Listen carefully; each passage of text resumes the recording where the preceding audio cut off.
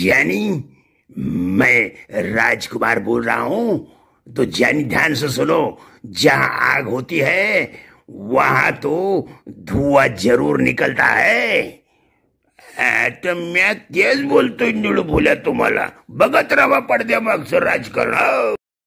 Ratnakar Ausekar YouTube channel सादर करीत आहे पडद्यामागचं राजकारण, पडद्यामागचं राजकारण, पडद्यामागचं राजकारण।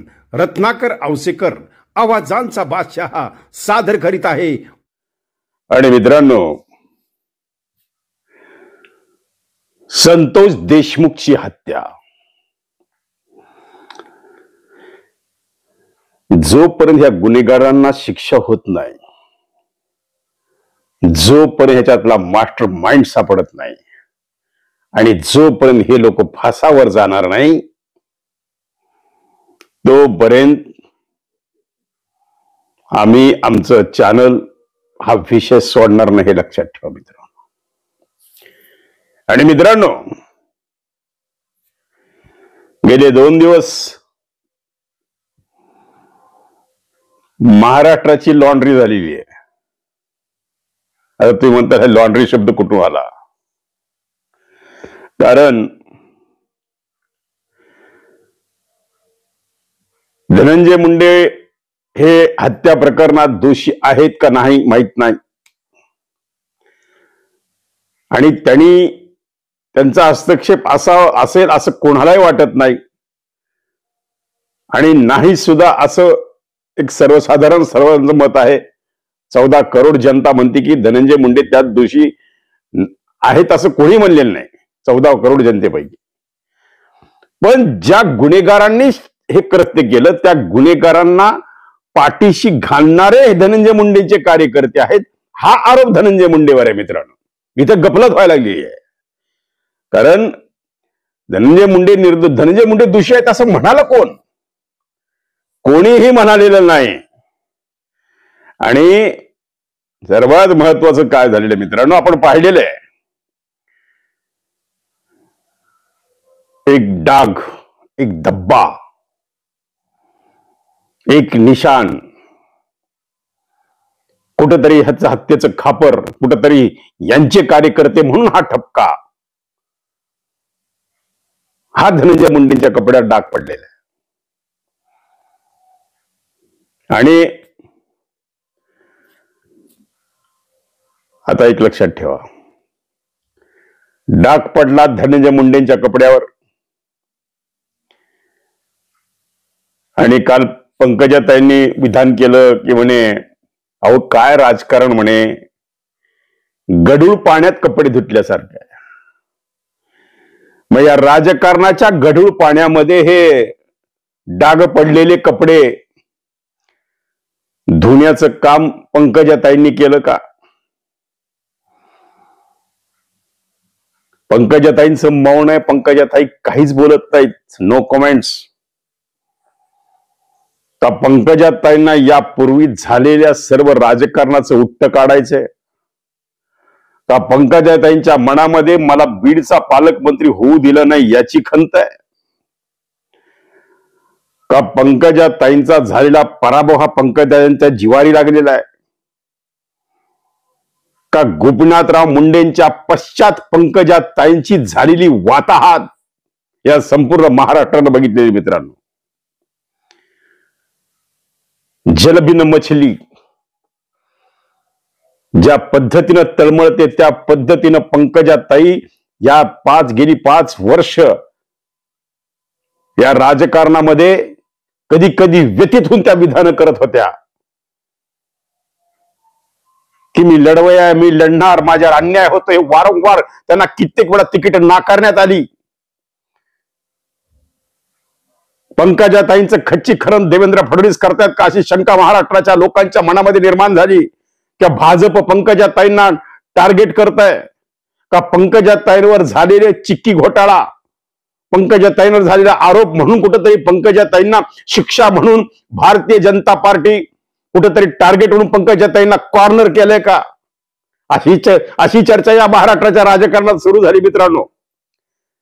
आणि पंकजाताई वारंवार आपला क्रोध त्यांच्या गडाच्या भाषणाहून, त्यांच्या मेळाव्यातून, त्यांच्या उद्दिनेतून, म्हणजे पंकजाताई आता नॉर्मल ह्या आत्ता झाल्यात की ज्यावेळेस त्या विधान परिषदेवर आमदार म्हणून गेल्या आणि नंतर ज्या त्यांना मंत्रीपद मिळालं, आता पंकजाताई कुल कुल कुल कुल कुल झालेल्या आहेत, कुल शांत झाले, म्हणजे त्यांचा आक्रमकपणा कमी झालेला आहे. आणि त्याच्यानंतर घटना घडली ही संतोष देशमुखच्या हत्येची. आणि वारंवार पत्रकार लोक हातामध्ये ती बूम घेऊन विचारतात, बोला तुमच्या काय प्रतिक्रिया, बोला तुमच्या काय प्रतिक्रिया. पंकजाताईंनी सांगितलं, अरे राजकारण हे गढूळ पाण्यात कपडे धुतल्यासारखं आहे बाबांनो, मी काय बोलू तुम्हाला. डाग धनंजय मुंडेंच्या कपड्यावर गढूळ पाण्यात, राजकारणाच्या गढूळ पाण्यात कपडे धुतायत पंकजाताई. आता कपडे धुतले, आधी पडला डाग. वाल्मिक कराडच्या माध्यमातून, म्हणजे वाल्मिक कराडचे कार्यकर्ते ते सुदर्शन घुले हे त्यांचे संगनमत, म्हणजे वाल्मिक कराड सुद्धा त्यामध्ये आका आहेत का नाही हे अजून सूर्यदासांच्या भाषेत आका, पण तो आका आहे का नाही अजून सिद्ध झालेला नाही. त्यामुळे कदाचित वाल्मिक कराडला जामीन सुद्धा मिळेल. पण खरा आका कोण आहे तर आता आकात समोर आले दुसरा चेहरा, त्याचं नाव आहे सुदर्शन घुले, त्याचं नाव आहे विष्णू चाटे. विष्णू चाटेचा मोबाईल नंबर अजून सापडत नाही. कृष्ण आंधळे फरार आहे.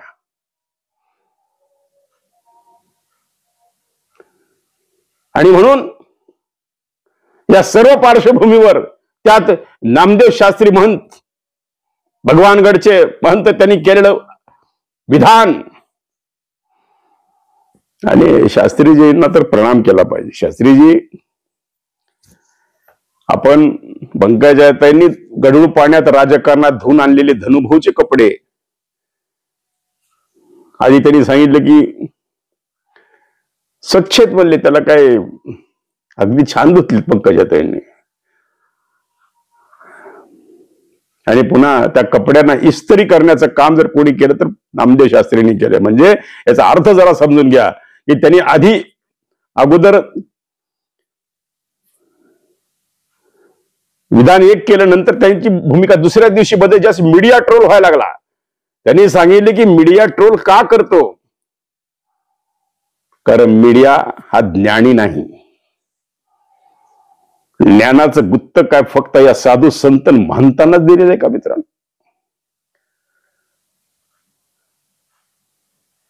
किती जरी श्रीमंत करोडपती असला, तो काही सोन्याची भाकरी आणि चांदीची भाजी करून खात नाही मित्रांनो, एक लक्षात घ्या.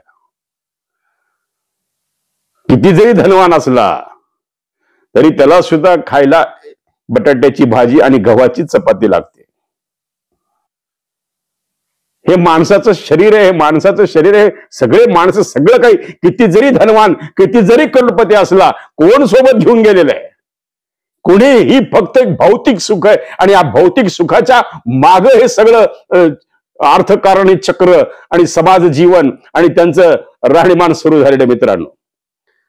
आता कोण कोणाच्या घरात जन्माला यावं, हा ज्याचं त्याचं पुण्य स्मरण आहे, ज्याचं पुण्य फलित, त्याच्या अंतर्मनाचं आदल्या जन्मीचं पुण्य, त्याच्यावर त्याचा पुढचा जन्म किती श्रीमंतीमध्ये तो जन्मायचा. एक भाऊ एकदम करोडपती असतो, हेलिकॉप्टर मध्ये फिरतो, आणि एक भाऊ मोलमजुरीला शेतात जातो. हा त्याच्या कर्माचेही फळ आहे. म्हणून मीडिया बूम घेऊन फिरतो म्हणून मीडिया भिकारी, मीडियाला ज्ञान नाही, धनवान नाही. आणि ह्या मीडिया ह्या धनवानांच्या आणि ज्ञानी माणसांच्या पाठीशी ट्रोल करतो, त्याचा आनंद शास्त्रींना झाला. त्यांनी सांगितलं मला आनंद झालेला आहे की ट्रोल व्हायला लागलो, कारण मी धनवान आहे, मी ज्ञानी आहे, आनंद आहे, पण अहंकार नको आहे. ज्ञान आणि संपत्ती याचा ज्यावेळेस अहंकार निर्माण होतो, त्यावेळेस कुठंतरी या साधू संत महंतांच्या भूमिकेबद्दल शंका निर्माण वारकरी संप्रदायांच्याच लोकांनी केलेले आहे. ते सुद्धा मी तुम्हाला व्हिडिओ दाखवले, म्हणून हा व्हिडिओ तुम्ही शेवटपर्यंत बघा मित्रांनो. अगोदर शास्त्री काय बोलले, संतोष देशमुखची मुलगी भेटायला गेल्यानंतर, धनंजय देशमुख भेटायला गेल्यानंतर त्यांना महंत काय बोलले, अगोदर त्यांनी काय बोललं होतं की गुन्हेगारांची मानसिकता ही मीडिया का दाखवत नाही. एका चापटेची मानसिकता असते. अरे तुम्ही 50 चापटा मारायच्या होत्या संतोष देशमुखला, पण त्याचा जीव घ्यायला नको होता. अपमानाचा बदला अपमानानं घ्या तुम्ही, आमचं काही म्हणणं नाही. त्यांना एक चापट मारली, तुम्ही त्याला 10 मारायच्या होत्या. त्याची धिंड काढायची, तरी कोणी काही म्हणलं नसतं. ठीक आहे बाबा, बदला घेतला, अपमानाचा बदला घेतला. पण ज्या वेळेस तुम्ही त्याला त्याच्या एक शरीरावर एक ठिकाण असं नाही की जिथं त्याच्या जखम नाही. त्याच्या मुलीनं काल व्याकुळ होऊन म्हणतं नामदेव शास्त्रींना सांगितलं की शास्त्रीजी, आम्हाला त्याच्या अस्थिमध्ये फक्त 3 हाडं मिळाली, एवढी हाडं तुटलेली.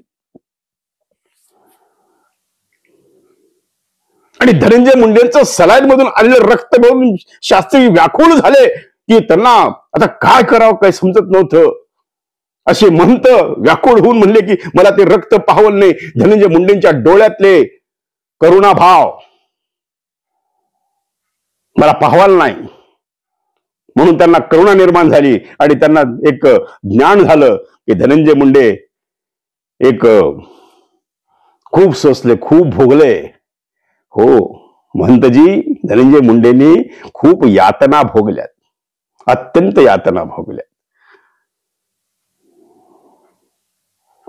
सगळ्या महाराष्ट्राला समजतंय की काय चाललेलं आहे हे राजकारण. म्हणून मी जे म्हणलेलं आहे की डाग पडला धनंजय मुंडेंच्या कपड्यावर, राजकारणाच्या गढूळ पाण्यामध्ये धुतलं पंकजाताईंनी आणि आता स्वच्छ करून इस्त्रीला पाठवलं भगवानगडावर. आणि तिथून मस्तपैकी आता इस्त्री करून ते वाळत घातलं फडणवीस साहेबांच्या वर्षा बंगल्यावर. आता त्या कपड्यांना मस्तपैकी एकनाथ शिंदे आणि अजितदादा स्टार्च करतील आणि चकचकीत करून पुन्हा पालकमंत्री पद धनंजय मुंडेला बहाल करतील आणि सन्मान त्यांचा जीसीबीनं फुलं उधळून या महाराष्ट्रात जयघोष आणि सत्कार होईल आणि सगळं काही शांत होईल. आणि संतोष देशमुखचा आत्मा मात्र तडफडत राहील. लक्षात ठेवा मित्र, व्यथित होते ह्या घटना, ह्या जास्तीत शब्द, ताबडतोब भूमिका बदलणे, राजकारणातली डबल ढोलकी आता अध्यात्मात सुद्धा सुरू झाली का? आदल्या दिवशी केलेलं समर्थन दुसऱ्या दिवशी लगेच संतोष देशमुखच्या परिवार माझाच आहे, लगेच ते सगळे माझेच आहेत.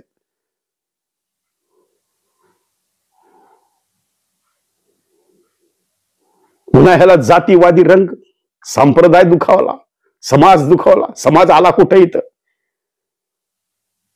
काल सुद्धा राजाभाऊ फडणे एका मुलाखतीमध्ये मी ऐकलेलं आहे की त्यांनी सांगितले की मॅक्झिमम खून हे वंजारी समाजाच्या माणसांचे झालेले.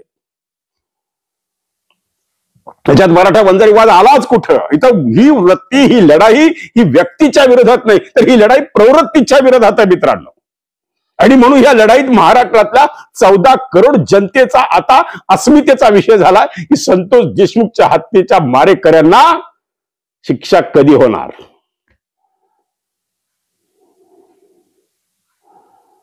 म्हणून मी जे बोलतोय, ठीक आहे मीडिया धनवान नाहीये, पण मीडियाला ट्रोल करून आज मीडियावर सगळं खापर फोडलं जाते की ह्या मीडियाने ट्रोल केलं. ते फोटो मीडियाना दाखवू नका, ते मीडियापासून दूर राहा, कॅमेरावाल्यावर बाहेर जा. काय चाललंय महाराष्ट्रामध्ये? म्हणून एक तर सर्वप्रथम असं आहे की साधू संत परंपरा यांनी ज्ञान देण्याचं काम करायचं, त्यांचा राजकारणाचा काही संबंध नाही. सर्वजण आता बघा, आमचे इंदुरीकर महाराज, त्यांना भाजपचा नेता बोलवतो कीर्तनाला, त्यांना काँग्रेसचा नेता बोलवतो कीर्तनाला, त्यांना राष्ट्रवादीचा नेता बोलवतो कीर्तनाला, अजितदादा गटाचा माणूस बोलवतो कीर्तनाला, इकडं शरद पवार गटाचा माणूस बोलवतो कीर्तनाला. प्रत्येकाच्या पक्षाच्या नेते त्यांना कीर्तनाला बोलवतात. ते कुठेही राजकीय भाष्य करत नाहीत. आणि मी तर असं बघितलं की त्यांनी स्वतः इंदुरीकरांनी कुठल्याही राजकीय माणसाच्या गळ्यात कधी हार घातला. ते स्वतः हार घालून घेत नाहीत, तर ते इतरांना हार घालायचं लांब राहिलं मित्रांनो. त्यामुळे संतांनी संताच्या ठिकाणीच राहून फक्त संत ज्ञान, कारण ज्यावेळेस तुम्ही 2016 साली पंकजाताईंना तंबी दिली की पंकजाताई गडावर राजकारण आणायचं नाही, मग आता हे गडावर राजकारण रात्रीत काय शिजलं? पोहरादेवी गडांनी राठोडांना क्लीन चिट दिली, पुन्हा मंत्रिपद बहाल झालं. तसंच या महाराष्ट्रात घडणार आहे का? हे नामदेव शास्त्रींनी क्लीन चिट दिली आणि त्यांना निर्दोषत्व सिद्ध केलं आणि पुन्हा पालकमंत्री पद बहाल केलं, असं होईल का?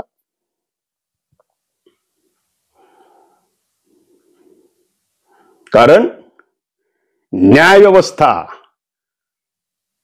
विधानसभा, लोकसभा, संविधान, मग ह्या विधानसभेची गरज काय? जर आता महंतच निर्णय द्यायला लागले, जर सर्व हे साधू संतच जर सरकार चालवायला लागले, आणि कुठल्याही गुन्हा एखादा त्यांनी गुन्हेगार सिद्ध झालाय का नाही हे अजून पुढचा विषय आहे, पण अगोदर त्याला क्लीन चिट देऊन मोकळं व्हायचं. म्हणून संतोष देशमुखची मुलगी वैभवी देशमुखांना ते सांगितले की आधी आमचं तुम्ही ऐकून घेऊन मग विधान करायला पाहिजे होतं. पण एक लक्षात घ्या, काल कुठंही महंतांनी म्हणलेलं नाही की मी दिलगिरी व्यक्त करतो, म्हणलेलं नाही म्हणणार, ते नाही म्हणणार. या मीडियाने त्यांना मीडियावर त्यांनी दोष दिलेला आहे, आणि आमचे मीडिया पुन्हा सारखं त्यांच्या दारामध्ये पुन्हा ते बुम घेऊन जातात. यांना प्रसिद्धी कोण देतं? मीडियाच देतं. यांना मोठं कोण करतं? मीडियाच करतं.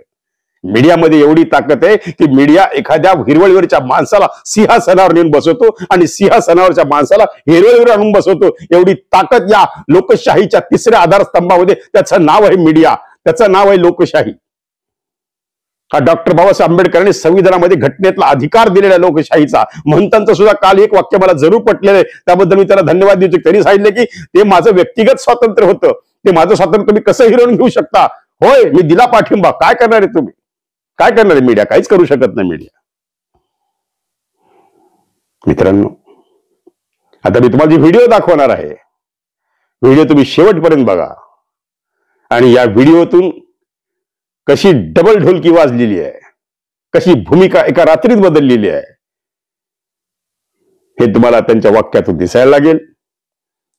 आणि वारकरी संप्रदायांचं काय मत आहे, या सर्व साधू संत महंतांनी राजकारणात यावं का, यावर एका वारकरी संप्रदायातल्या एका कीर्तनकारांनी, वारकरी संप्रदायाच्या कार्यकर्त्यांनी आपलं मनोगत काय व्यक्त केलंय, तो व्हिडिओ आता आपण बघूया. आणि मित्रांनो, तुम्ही ठरवा की मी जे बोललोय अनावधानाने डाग पडलेत का काय, का मुद्दाम पडलेत का काय, का यामागे खंडणीचं प्रकरण आहे, का यामध्ये इलेक्शन फंडचं प्रकरण आहे, का आवादा कंपनीला मागितल्या 2 कोटीच्या खंडणीचं प्रकरण आहे. या सगळ्यांचा उलगडा तुम्हाला झाल्याशिवाय राहणार नाही. आणि कुठंतरी हे सगळं प्रकरण दाबल्या जाऊन अजूनही शेवटपर्यंत शंका आहे की संतोष देशमुखच्या हत्यारांना शिक्षा होणार आहे का नाही. म्हणून या महाराष्ट्रातल्या 14 करोड जनता हे सगळं पाहायला लागली, व्याकुळ झाली. म्हणून तुम्ही तुमच्या कमेंट्स बॉक्समध्ये तुमच्या प्रतिक्रिया अवश्य नोंदवा मित्रांनो. मी तुमच्या प्रत्येक कमेंट्सचा आदर करायला लागलो, मी प्रत्येक कमेंट्स वाचतो, आणि तुमच्या कमेंट्स मधून मला काहीतरी पुढची दिशा सापडते आहे, तुमच्या कमेंट्स मधून मला विषय सापडतोय. तुम्ही बिनधास्तपणे माझं नाही आवडलं सांगा, रत्नाकर दादा तुमचं चुकलं, मी माफी मागायला तयार आहे मित्रांनो. पण जर माझं सत्य असेल तर तुमच्या कमेंट जरूर लिहा आणि तुमचं मत नोंदवा की खरंच धनंजय मुंडेच्या कपड्यावर पडलेले डाग पंकजाताईंनी राजकारणाच्या गढूळ पाण्यात धुतले, आणि नामदेव शास्त्रींनी त्याला इस्त्री करून वर्षा बंगल्यावर देवेंद्र फडणवीसच्या वाळत घातले, आणि आता त्याला स्टार्च करण्याचं काम अजितदादा आणि एकनाथ शिंदे करून पुन्हा सन्मानानं पालकमंत्रीपदी विराजमान होणार. सन्माननीय माननीय मंत्री महोदय श्री धनंजय जी मुंडे साहेब. योग्य वाटलं तर लाईक करा, शेअर करा, सबस्क्राईब करा, बेल आयकॉन दाबा. आणि चला आता व्हिडिओ पाहूया. व्हिडिओ शेवटपर्यंत बघा मित्रांनो, मी तुमच्या लक्षात येईल की माझ्या बोलण्याचा अर्थ काय आहे. शेवटपर्यंत पाहावं लागेल. भेटूया उद्या नवीन विषयासह. कमेंट्स मात्र करा मित्रांनो, मी वाट बघतोय. मला तुमची एक कमेंट्स मला स्फूर्ती देऊन जाते, तुमची एक कमेंट. पण जरी मला कोणी ट्रोल जरी केलं तरी मी त्याला सन्मान म्हणून त्याचा स्वीकार करेल, कारण हा लोकशाहीतला अधिकार आपल्याला लोकशाहीला जपायचा आहे. पण पुन्हा एकदा सांगतो की मीडिया हा भिकारी नाही, मीडिया अज्ञानी नाही, हे मी वारंवार सांगतोय. त्यामुळं मीडियाला किती जरी टार्गेट केलं किंवा मीडियावर खापर फोडलं, शेवटके खापर मीडियावर फुटायला लागलेलं आहे, याचं कुठंतरी मनाला दुःख होतंय. भेटूया उद्या. पहा पुढचा व्हिडिओ. हे सगळ्यांना लक्षपूर्वक ऐका. ज्याला हे आरोपीची बाजू घ्यायची, त्यालाच फक्त जातीवादाचा अंश यायलाय. बाकी तर आम्ही दाखवलंय. दीपक काका आमच्या जिल्ह्याचे सुपुत्र आहेत. 1000 मुलींच्या पुढे ते अनाथ मुली तिथं सांभाळ करतात. दत्ताभाऊ आहे ते HIV ग्रस्त, म्हणजे शेकड्यावर मुलं तिथं सांभाळतात. विधवा महिला तिथं ज्या म्हणजे त्यांना कुणी आसरा देत नाही किंवा ज्यांचं काही कुणी नाही त्यांना सांभाळतात. म्हणून या आडून जर कुणी करत असेल तर ते खरे जातीवादी. त्यांना तिथं तुम्ही लगेच सांगा की तुम्ही ह्याची बाजू घ्यायचं काही कारण नाही. कारण का बऱ्याचशा गोष्टी हे सगळं पुढं जात असताना त्या सुद्धा आमच्याकडे आलेल्या आहेत, पण आम्ही शहानिशा केल्याशिवाय तुम्हाला बोलणं उचित नाही. बोला तुम्हाला जे अन्नाचे फोटो आहेत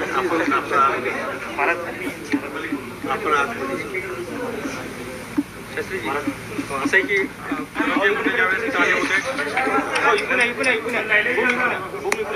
फक्त इकडे बघून बोला करा तसंच ना चेहरा जर आपण तिकडे शास्त्रीजी आलंय काय नेमकी तुम्हाला माहिती दिली आणि तुम्ही त्यातलं जाणून घेतलं. शास्त्रीजी इकडे बघून बोला. भगवानगडाला मांडणार ऐका, भगवानगडाला मांडणारं कुटुंब आहे. यापूर्वी ते भगवानगडावर येत होते. त्यांचे अनेक वेळाचे फोटो त्यांनी मला दाखवले आणि जे आरोपी आहेत त्यांची पार्श्वभूमी असणारे पुरावे त्यांनी या ठिकाणी दिलेले आहेत. ते अजूनही ते सांगतायत. पण याच्यामध्ये धनंजय यांचं म्हणणं असं आहे की याला जातीवाद न देता जे कोणी आरोपीची बाजू घेणारे ते खरे जातीवादी आहेत. आम्ही अजून काही बोलायचं असेल तर अजून 2 शब्द ते बोलतील. भगवानगड हा कायमस्वरूपी संतोष देशमुखच्या आणि धनंजयच्या पाठीमागा आहेत आणि सदैव राहील. त्यांनी हे सांगितलेलं आहे की आम्ही गडाला मांडणारे गडाचे शिष्य आहोत. अनेक वेळा गडावरून येऊन गेलेलो आहोत. फक्त आज आरोपी जे आहेत त्यांची खरी पार्श्वभूमी काय आहेत, त्यांच्यावर किती गुन्हे आहेत हे दाखवण्यासाठी त्यांनी आरोपीचं गुन्हेगाराचं प्रमाण या ठिकाणी आणलेलं आहे. आणि संतोष अण्णांनी किती चांगलं काम केलेलं आहे, त्यांच्या ग्रामपंचायतीला किती पुरस्कार आहेत त्यांचं त्यांनी सर्टिफिकेट या ठिकाणी आणलेलं आहे. भगवानगड हा त्यांच्या पाठीमागा आहे. ते मूळचे बाबाचेच आहेत हे मला आज कळालेलं आहे. बाबाला मानणार आहेत आणि त्यांची जी जमीन आहे ती 3 पिढ्यापासून वंजारी कुटुंब करते. म्हणून जातीवाद न करता खऱ्या आरोपीला शिक्षा व्हावी हे या भगवानगडाच्या गादीवर माझं सांगणं आहे. याच्या अतिरिक्त जे काय आहे आम्ही बसून बोलू आणि त्यांना 2 घास खाऊ घालू, भगवान बाबाचा प्रसाद खाऊ घालू, जेणेकरून त्यांच्या आत्म्याला शांती मिळेल, मुलीला शांती मिळेल. तोपर्यंत आपण सगळ्यांनी लांब राहावं एवढंच माझं म्हणणं आहे. जर काही विचारायचं असेल तर धनंजय या ठिकाणी त्यांना बोलू द्या. मला महत्वाचा एक माझ्या मनातला प्रश्न विचारायचा आहे, म्हणजे मला बोलायचं आहे. शांत राहा. आता या आपल्या लढ्यामध्ये म्हणजे हा न्यायाचा लढा आहे. अतिशय क्रूररित्या ही हत्या झालेली आहे. याच्यात बाबा प्रत्येक क्षेत्रातलं माणूस आपल्याला, जसं की तुम्ही आता इथून संप्रदायाचं तुम्ही सांगितलं, तसंच राजकीय लोक याच्यात आहेत या न्यायाच्या भूमिकेत, सामाजिक आहेत, संप्रदायातले आहेत. तर ते जर कुठं न्यायाच्या भूमिकेत असले आणि त्यांना जर कुणी जातीवादी म्हणत असेल तर तो एक विषय चांगला गांभीर्यानं लक्षात घ्या. पहिल्या दिवसापासून आत्तापर्यंत विविध लोकप्रतिनिधी आहेत, जिल्ह्यातलेच नव्हे तर जिल्ह्याच्या बाहेरचे, अख्ख्या महाराष्ट्रातले सगळे लोकप्रतिनिधी, तुमची पोलीस यंत्रणा सगळी या न्यायाच्या भूमिकेत आहे आणि न्याय मागत आहे. तर त्याच्यामध्ये त्या लोकप्रतिनिधीला जर जातीवादी म्हणण्यात आलं तर मग न्यायाच्या दिशेने येणारे ते लोक परत येतील का न्यायाच्या भूमिकेत? नाहीत येणार. तर ती सुद्धा गांभीर्यानं दखल घेणं गरजेचं आहे. हे पहिल्या दिवसापासून आज 54 दिवसापर्यंत जे लोकप्रतिनिधी आहेत, जिल्ह्यातले नव्हे तर सगळ्या बाहेरचे, हे देशमुख कुटुंबियाच्या न्यायात आहेत. त्यांना देखील न्याय मागतायत, त्यांना देखील तुम्ही चुकीचं ठरवलं नाही पाहिजे अशी माझी विनंती आहे. 1-2 शब्द वैभवी बोलेन तुम्हाला. जातीवाद न करता सामाजिक सलोखा कायम राहावा यासाठी देशमुख कुटुंब आपल्या गडावर आलेलं आहे. ताई बोल. बाबा, आज तुम्ही महंत आहेत, महाराज आहेत, गुरु आहेत आमचे. म्हणजे तुमचा दर्जा खूप मोठा आहे. आज तुमच्या पुढे मी खूप लहान आहे. फक्त मला एवढं वाटतं की जसं तुम्ही म्हणलात, एका चापटीचं जर त्यांची मानसिकता तशी झाली आणि त्यांनी माझ्या वडिलांची हत्या केली. आज माझ्या वडिलांच्या अंगावर, आज आम्ही फक्त न्यूजला ऐकतो की त्यांच्या अंगावर इतके वार झालेत. त्यांची अशी एकही अवयव नाही आहे की तो शाबूत होता. त्यांचे जर आता मी घरीच ते ऐकलं की त्यांचे फक्त अस्थिमध्ये 3 हाडं निघत आहेत. तर म्हणजे आमची आज मानसिकता काय असेल ते ज्यांचे फोटो आहेत ते आम्ही आज सुद्धा बघू म्हणजे ते आम्हाला बघू वाटत नाहीये. त्याचं इतकं दुःख आहे. फक्त म्हणजे मला एवढं वाटतं की जे तुम्ही आमचे जे विचार होते किंवा माझ्या वडिलांची हत्या कशी झाली त्याचं मागचं कारण काय, ती घटना कशी, जशी मागाशी तुम्हाला चाचाने सांगितली, तेवढंच तुम्ही आमचं म्हणजे एकदा ऐकून घेतलं पाहिजे होतं आणि नंतर तुमचं जे वक्तव्य ते करायचं. काहीही बोललेलं नाही, मी तुमच्या पाठीमागं आहे. हा जो समाजातला प्रकार हे वाईट लोकांनी केलेले काम आहे. तुम्ही जर भगवानगडाचे शिष्य आहात तुम्ही तुमच्या बाजूने. मासा जो केस तालुका हा बाबाला मांडणार आहे, अनेक वेळा दौरे झालेले, म्हणून कदाचित माझ्या बोलण्याचा गैरसमज झाला असेल. तुम्ही मला गुन्हेगाराचं जे काही गुन्हे दाखवलेले ते आणून दिलेले आहेत. मी गुन्हेगाराच्या पाठीमागं नाही, फक्त इतर लोकांनी त्याचा अर्थ चुकीचा केलेला आहे. बाबा आम्हाला पण तेच वाटतं की जे ही वृत्ती आहे जी गुन्हेगारीची आहे त्याच्यामुळे आज माझ्या वडिलांची हत्या झाली आहे. फक्त ती जी वृत्ती आहे ती आपल्याला बाजूला काढायची आणि आमचं म्हणणं हे आहे की आरोपींचं ज्यांना समर्थन करायचं त्यांनी निश्चित करा. आम्ही त्यांच्या बाबत काही बोलत नाहीत, पण याच्यामध्ये कुठं जातीवाद आणतायत आणि ज्यांना आरोपीची पाठराखण करायची तेच जातीवाद काढतायत. माझ्या वडिलांनी जसं मला समजतंय तसं माझ्या वडिलांनी कोणतं जातीवाद केला नाहीये. आता सगळं चाचाने सांगितलं की आमचे शेतकरी सुद्धा हे वंजारी हेच आहेत, त्यांचं सुद्धा अण्णा मुंडेच आहे. पण आम्हाला एक असं याची खंत वाटते की जो माणूस जसं दलितांना वाचवण्यासाठी गेला त्यांनी कधी जातीवाद न केला, त्याच्यामध्ये न्याय मिळवण्यासाठी असे वेगवेगळे फाटे का फुटतात. आमचं एकच म्हणजे आज आम्हाला इतकं दुःख आहे, आमचं गाव सुद्धा या दुःखातून सावरू शकलं नाही, पण तरी पण आज आम्ही त्यांच्या न्यायासाठी झुंजतो. कारण की त्यांच्यावर जो अन्याय झालाय म्हणजे आता प्रश्न पडतो की कोणाला वाचवायला जाणं हा पण आपला गुन्हा आहे का. म्हणून ही जी घटना घडली आहे ती नंतर घडू नये यासाठी आम्ही फक्त न्याय मागतो. आमची अपेक्षा हीच आहे की आम्हाला लवकरात लवकर न्याय मिळाला पाहिजे. भगवानगड आपल्या पाठीशी आहेत. मी भगवान बाबाला प्रार्थना करतो लवकरात लवकर फास्ट ट्रॅकवर न्याय मिळावा आणि मुलीला सांत्वना मिळावी. भगवानगड हा कायमस्वरूपी त्यांच्या पाठीशी उभा राहील. आरोपीचं कधीही समर्थन करत नाही. त्यांनी पुरावे आणलेले की आरोपीवर किती गुन्हे दाखल झालेले आहेत. कदाचित माझ्या बोलण्याचा चुकीचा अर्थ झाला असेल तर ते आरोपी हे आरोपीच आहेत, गुन्हेगार आहेत हे सांगण्याकरता या ठिकाणी कुटुंब आलेलं आहे. गडाचंच कुटुंब आहेत. म्हणून पुन्हा एकदा महाराष्ट्राला विनंती आहे, त्याला जातीय कलर न देता न्याय मिळावा यासाठी आपण सगळेजण प्रार्थना करू.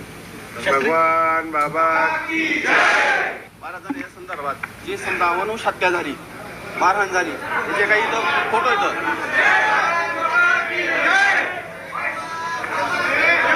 त्याच्यावरून फक्त एक तुम्ही लक्षात घ्या की फोटो बघितल्याच्या नंतर तुमची नाही ह्यांना दाखवत नाही, मीडियाला दाखवत तुमच्याकडे सुपोर्ट करतो, तुम्ही पाहून घ्या फक्त हे, आम्ही कुणाकडेही देणार नाही. त्याच्यावरून म्हणजे ते आरोपीनं किती कसे माणूस हत्या केली हे तुमच्या लक्षात येईल आणि ह्या बाबतीत तुमची प्रतिक्रिया नंतर आम्हाला काय ते कळवा. त्याची गुन्हेगारी पार्श्वभूमी नसताना त्याला गुन्हेगार का ठरवतात असं मला जाणवतं, असं मला वाटतं. कारण की इतक्या वर्षापासून तो जवळ आहे, गोपीनाथरावांचा पुतण्या आहेत, सगळ्या नेत्याबरोबर तो राहिलेला आहे आणि त्याची पार्श्वभूमी ही गुन्हेगाराची नाहीच आहे. त्याला जाणीवपूर्वक गुन्हेगार ठरवतंय असं मला वाटतंय. पण त्यात नुकसान आमच्या संप्रदायाचं इतकं झालं की गेल्या 700 वर्षापासून जातीवाद नसावा या मताचे ज्ञानेश्वर महाराज आहेत आणि जातीवाद नष्ट करत करत आलेला काही राजकीय स्वार्थी लोकांनी पुन्हा तो उफळून आणला. तो संतांच्या कार्यावर कुठेतरी पाणी फिरले असं मला वाटतंय. जाती सलोखा नष्ट होत चाललेला आहे असं वाटतंय. याच्यामध्ये या सगळ्या प्रकरणामध्ये अशी चर्चा होती की भगवानगड यांच्या मुलीच्या पाठीशी आहे का, अशी चर्चा भक्कम पाठीमागे, केवळ पाठीमागे नाही, भक्कमपणे पाठीमागे आहेत. 2 भाग आहेत त्याचे. जे गुन्हेगार असतील त्याचा शोध चालू आहे. मला अजूनही मीडियाला एक विचारावंसं वाटतं की ज्या लोकांनी हे प्रकरण केलं, निघून हत्या केली, त्यांची मानसिकता काय बिघडली हे मीडियाने का नाही दाखवलं. कारण की अगोदर त्यांना जी मारहाण झालेली आहे ते पण दखल घेण्याजोगी आहे असं मला वाटतं. आणि तो त्यांच्या गावातला बैठकीतला विषय आहे. त्याला सेन्सिटिव्ह विषयाला राजकीय हवा देऊन सामाजिक सलोखा बिघडला असं मला वाटतं. यातून तो त्यांचा गावाचा मुद्दा आहे. तो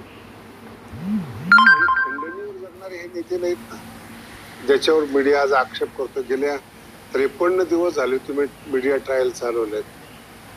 त्याच्यामध्ये धनंजय मुंडे खंडणी करून जगणारा माणूस किंवा गुन्हेगार नाहीये. त्याला तुम्ही कायमस्वरूपी हेच ठरवताय ना तुम्ही. रामकृष्ण हरी. काल परवा एक नामदेव महाराज शास्त्रींनी एक वक्तव्य केलं की गुन्हेगारांच्या मागची पार्श्वभूमी पाहिली पाहिजे. हे संत महात्म्यांच्या तोंडून बोलणं ह्यावेळी बोलणं योग्य नव्हतं. ज्यावेळेस त्यांच्या गावामध्ये जाऊन तिथल्या कर्मचाऱ्यावरती हमला झाला हे जर त्या काळात तुम्ही बोलले असते, ज्या गुंडांचं ज्या आरोपींचं तुम्ही समर्थन करता, हा विषय साधू संतांच्या तोंडून बोलण्याचा नाहीये. ज्या गडानं विखुरलेला समाज एकत्र केला, समाजाला दिशा दिली, वारकरी संप्रदायाचा विचार दिला, अशा गडाचे आपण महंत आहात आणि एका महंताच्या तोंडून असं गुंडांचं समर्थन करणारं एखाद्या राजकीय पुढाऱ्याचं पाठराखण करणं हे चांगलं नाही. हा देश संविधानावरती चालतो आणि कायद्यावर विश्वास ठेवला पाहिजे. त्या ठिकाणी कायद्यानं जे काही होईल ते त्या ठिकाणी आरोपींच्या बाबतीत होईल. परंतु जर वारकरी संप्रदायातील व्यक्ती, महान व्यक्ती जर असं त्या ठिकाणी वक्तव्य करायला लागले तर नक्कीच या ग्रामस्थांचा, वारकऱ्यांचा संत महात्मावरील विश्वास उठल्याशिवाय राहणार नाही. सर्व प्रकारच्या राजकीय प्रचार सिरीजच्या निर्मितीसाठी एकमेव नाव Ratnakar Ausekar. Contact 9890 39 87 88. Online recording series देणारं महाराष्ट्रातलं एकमेव नाव रत्नाकर औसेकर. 51 आवाजांचा बादशहा रत्नाकर औसेकर.